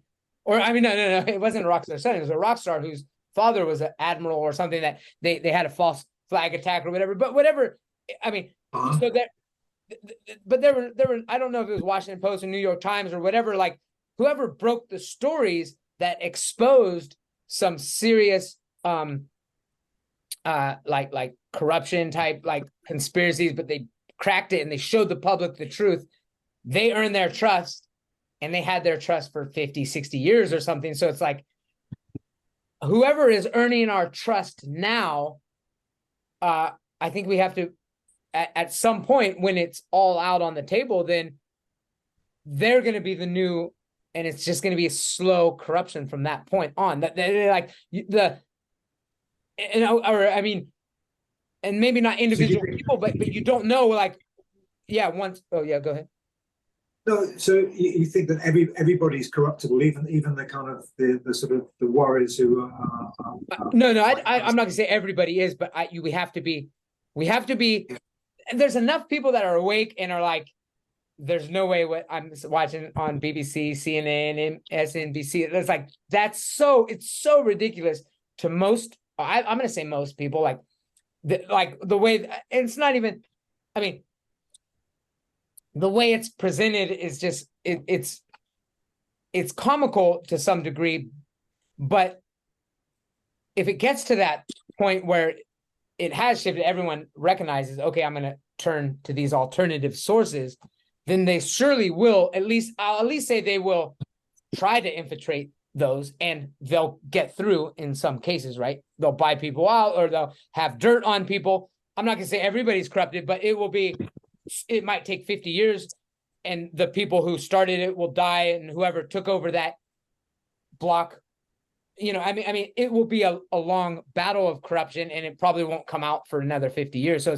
I guess the tides will turn. I think right now, for the most part, I think a lot of the alternative sources where we're getting stuff are, you can still kind of tell, okay, where you can just feel it, where it kind of makes sense. I mean, we all have our own understanding of what's going on to some extent. There's a lot of holes, but when we get a piece of information, it either fits or it doesn't. But over a long period of time, that could be manipulated. I'm sure they will. I'm sure whoever's controlling the mainstream media has already recognized that it's in downfall, and they're doing all they can. There may be some, it's kind of like I mean, well, I mean, I think a lot of journalists, they get their information from, you know, high-ranking government officials who have really good information.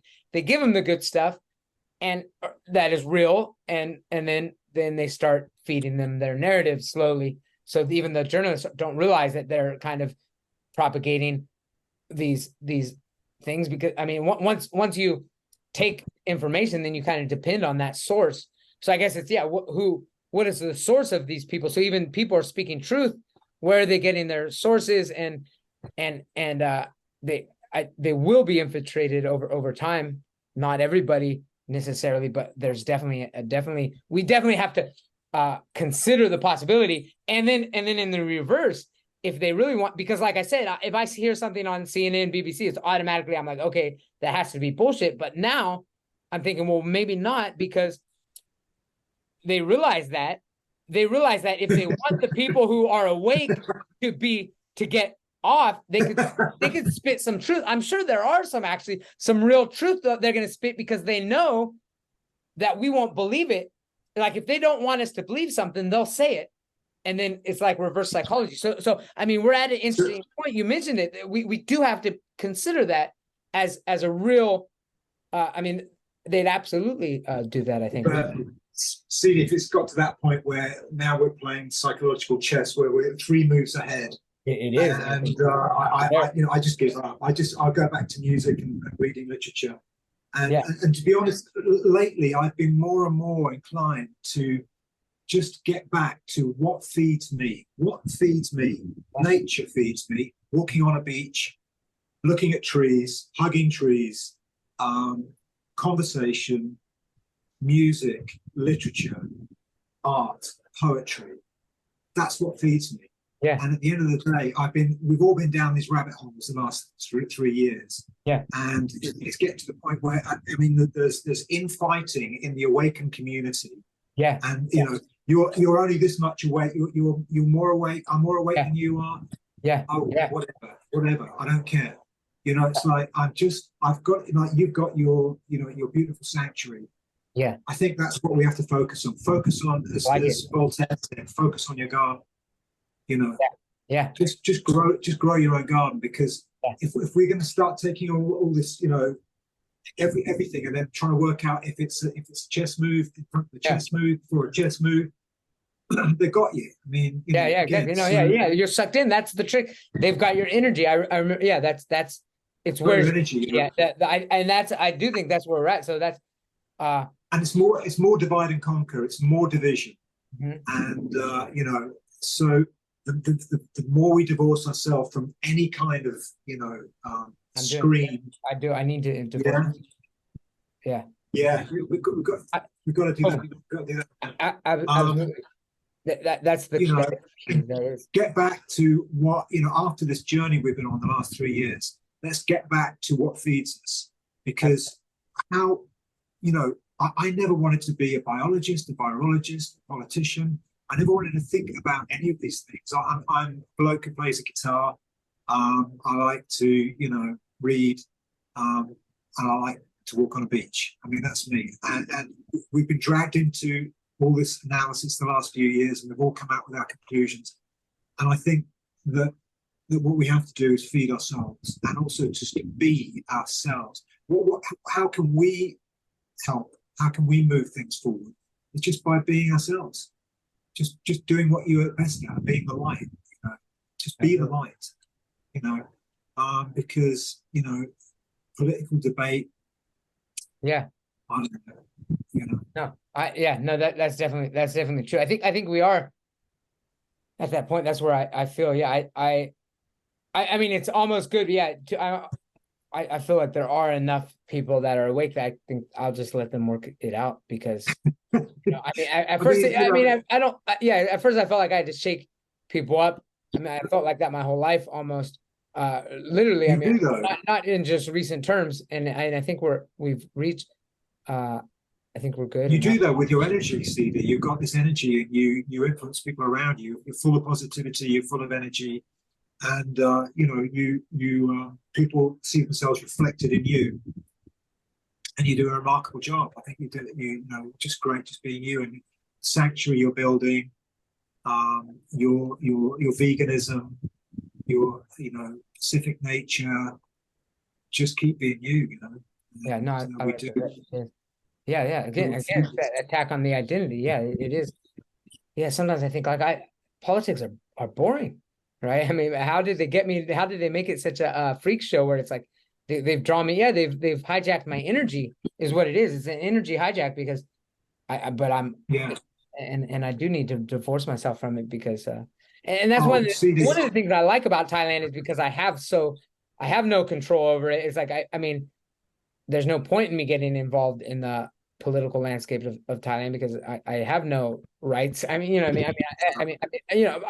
that's what I love about Thailand is like I'm always again. I mean, the people treat you so well. I used to want to be Thai and be treated like Thai, and I never will be, even if I did. And there is a route to citizenship, but it's like it doesn't actually change anything. You'll still have to go to the immigration or I mean, it's just kind of like symbolic, but there's no way nobody's gonna even show them I have a Thai driver's license. It impresses people, but it's like it's not But your language as well, you speak the language, yeah. You have a Thai son, and they appreciate it, and that's what's good. But like, yeah, I'll never be like a Thai person, but that's actually I've learned to like actually appreciate that and realize that like I am I will always I'm treated special in that sense, and I don't try to be involved in the in that landscape. But yeah, but yeah, I mean, Thailand. So, I mean, I imagine Bangkok's a lot different just because that's kind of where it's centralization of power. That's it's all there. If you're not in Bangkok, you're pretty much free. I mean, it's pretty just much. There may be local people you have to appease, but it doesn't really have that feel. It doesn't have that tyrannical feel of overlords. Like I don't feel that here at all. I don't feel like there's an agenda here. Now, of course, it's a concern that if they took over Bangkok, it would trickle out. But it's almost that culture is so strong. It's like nobody really. That's why I like it. Nobody really listens to their boss here. They only listen to their. It is this. They have a hierarchy and very strict, but it's like the more it's going to lose. It gets watered down each time, and that's kind of the culture, and I like that. Well, it's that sabai thing, isn't it? Yeah. You can't. This person on the top is not going to be able to affect these people with. It's just going to get each person is going to be like relax a little bit on what they're told by the time. So the further you are away. In my case, when you come back to the Matrix after Thailand, the first thing you notice is how loud everybody is. Everybody's shouting. Oh yeah. Whereas Thai people, it's not, I love it in Thailand. Everybody speaks with sort of measured tones. Yeah. And secondly, how rigid everything is. Whereas in Thailand, everything is sort of everything's flexible. Yeah. As you say. So it's interesting. Absolutely, yeah. Oh, you know what? I've just as we're talking, I've just received a message. We need to install your smart meter. So I've been in this. You know what a smart meter is? No, but that sounds like something that I don't. Well, here we go. I'm in the Matrix, right? I'm talking to you. This sign just came down. So my electricity company have been telling me for the last 3 months. I've been here for 3 months. You need to have a smart meter. So just by having the word "smart" at the beginning, what does that sounds good? Yeah. Oh yeah. It means you don't want it, right? It means you absolutely don't want it. So smart motorway, smart meter. So I've been just like, tell us what day we can come and install your smart meter, and I just keep writing back saying it's not going to happen. It's not going to happen. It's not going to happen. And I just wrote them an email 2 days ago, and I said, listen, kindly stop writing to me offering me a smart meter because it simply isn't going to happen. You're talking to thank you very much. AI bot, right? Yeah. Not a real I got an email this morning saying, thank you very much. We won't bother you anymore. And I've just got, literally, it just came down. So I must have got an SMS while I'm talking to you. And it just said, your smart meter is, what's the word, obligatory. You will have a smart meter installed. It's like, you see what I mean? Yeah. that I'm in the matrix, you know. Yeah. It won't be at all, but that's what I mean. That literally, that was a reminder, just as we were talking then. Yeah. Yeah. So the smart meter is something that's connected to 5G, and everything's connected to everything. Yeah. It's And just you a know, monitoring system. more monitoring. You know, Yeah. it's like, you know. Yeah. Yeah. Wow. So I mean that's oh yeah. Tell me about the when you got there. There's was it about? There was you actually took a class, or who there was something about you had to write your resume or CV.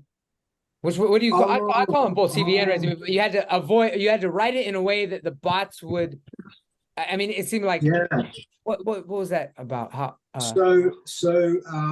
You know, looking for work here, there's, you know, it's another thing. You know, in Thailand, it was easy to move from one job to another. In fact, every time I've lived anywhere around the world, it's been easy to move from one job to another. But here, it's the matrix, you know, and you've got all the red tape and all the kind of the hoops to jump through.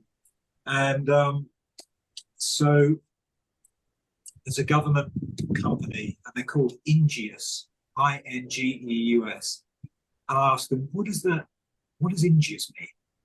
And they said, oh, it's the word genius rearranged. Yeah. And I thought, some genius was paid, God knows how much, to come up with that, you know. Yeah. And this word Ingeus hardly rolls off the tongue. And when you're in the office, they can hardly say, good morning, Ingeus. Yeah. So it's almost unpronounceable, you know. Yeah. But they've got lots of government funding. So I have to go to this place every now and then. They tell me, oh, you know, when you do your CV, you call it a well, now I mean, my English, I don't even know what is American English and UK English, because we generally use UK English in Thailand. So I don't know which one is American, what CV is a resume. Right. I mean, they both make sense to me. I mean, actually, I think they're curricula vitae. I mean, there's a difference, actually. A resume is just work, and CV is like your life story. And there is a difference, but now, anyway, it's I'm actually not. I haven't had to write one of those in a long time. Well, yeah. So they told me that to beat the bots, I had to put my resume or CV into a kind of beat the bot meter online, and it gives you a score. And if you get more than 83, your resume CV gets to a human. Okay. You know? Okay. And I'm like, I said to the guy, you know, do you realize how fucked up this is? You know, we've done this to ourselves. Yeah. And you know, we're just going to make it harder and harder. We're going to make the bots cleverer and cleverer. Yeah, yeah. You know, I mean, they're just programming bots to beat bots. I mean, or programming you to beat the bot, but then it's going to get. And this place is Orwellian. It's got all these sort of Orwellian kind of slogans like trust, believe, and you know, all this kind of Orwellian sort of nightmare stuff. Yeah. Yeah, I'm in the Matrix. Wow. Well, I'm in the Matrix physically, but I'm not here mentally or spiritually. Yeah. So do you have let's just use a little last minutes, kind of talk about the future. Well, I really like that Mo. You have that Mo meditation cafe. Okay. Mo meditation cafe, is that still up? I mean, I'm happy to put a link into there, because you offer so many. I got that transcendental meditation. I listen to that a lot because I've always been just interested in that. That was kind of my dad knew somebody that he always talked about transcendental meditation. That was kind of my first early when I was real young, just got interested in it. And okay.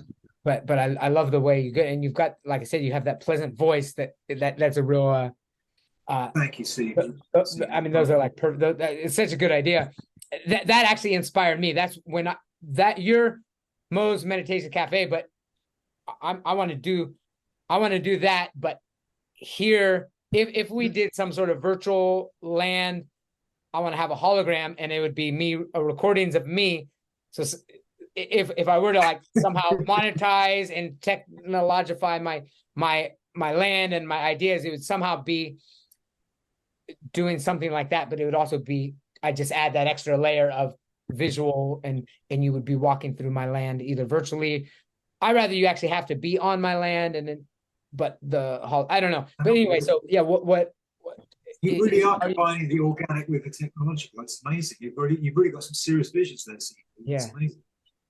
yeah, I did a few workshops last year, and something strange happened. I picked up the guitar again, and I realized that the meditations I've been learning all this time are useful, but it's not me. Whereas music is me, and yeah. expression is me, without any effort or any kind of alteration of my being. Okay. And I started thinking, what can I do? And I thought that I just had to get back to writing songs, but Okay. with in this new paradigm we find ourselves, and addressing those things, and bringing sort of my age and experience to the table, Yeah. And writing poetry. I've been finding myself writing poetry, which wasn't Okay. planned. I've just been writing for the Yeah. sake of writing. As I say, just sort of coming back to who I am. So I just, in the end of the day, I've literally done sort of 360 degrees, just come back to who I was a long time ago, but just doing things in a quieter way. It's not quite Yeah. as noisy, and not jumping around the desert. But yeah, I'm more focused now on just having a blank page and putting things down in poetry, and writing songs.